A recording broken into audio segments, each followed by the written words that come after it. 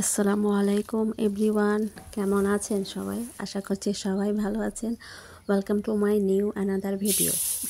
আজ রান্না করছি ডালের বড়া। ডালের বড়া দুপুরের খাবার হবে গরম গরম ভাতের সাথে। সেই স্বাদ শুনে তো জিভে জল চলে আসে, এবং আমার হাতের রান্না যখন কেউ প্রশংসা করে আমার তখন খুবই ভালো লাগে। আর প্রশংসা করে যখন কেউ আবার নেক্সটে আবদার করে কি সেরকম মজা করে রান্না করে দিও, তো আমি চেষ্টা করি তার থেকে বেটার করে রান্না করে দেওয়ার, এবং যখন চাই তখনই রান্না করে দেওয়ার চেষ্টা করি। রান্নার প্রশংসা সবারই শুনতে ভালো লাগে। তো যেটু মচমচা করে রান্না করছি, এপাশ ওপাশ করে ভালো করে ভেজে নিব। সাথে কটা শুকনা মরিচ নিলাম। একটু শুকনা মরিচ না হলে কি হয়? কার কার ডালের বড়া পছন্দ জানাবেন প্লিজ।